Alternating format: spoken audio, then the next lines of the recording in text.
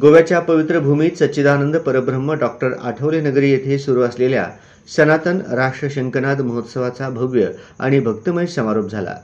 भारतासह जगभरातील 23 देशातून आलेले सुमारे 30,000 हिंदू धर्मप्रेमी आणि साधक यांनी महोत्सवात उत्स्फूर्त सहभाग नोंदवून हिंदू एकात्मतेचे दर्शन घडवले।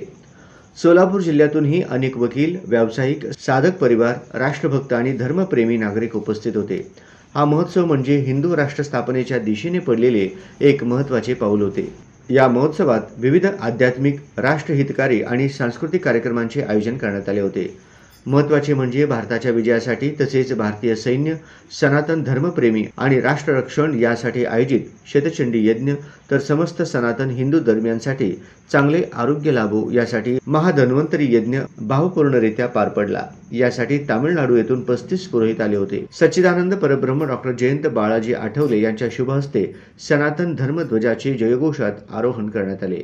या महोत्सवात देशभरात राष्ट्र आणि धर्म कार्य करणाऱ्या 25 राष्ट्र आणि धर्मनिष्ठ व्यक्तींना हिंदू राष्ट्ररत्न आणि सनातन धर्मश्री पुरस्कार देऊन गौरविण्यात आले। हे पुरस्कार आता दरवर्षी दिले जाणार आहे। महोत्सवात प्रसिद्ध कीर्तनकार श्री चारुदत्त आफळे यांचे राष्ट्र आणि धर्म संबंधात कीर्तन झाले। गोव्याच्या संस्कृतीचे पारंपरिक नृत्य, गुरुवंदना गीत, सांस्कृतिक कार्यक्रम तसेच धर्मशिक्षण आणि साधना संवर्धनासाठी ग्रंथ प्रदर्शनांचा हजारो भाविकांनी लाभ घेतला।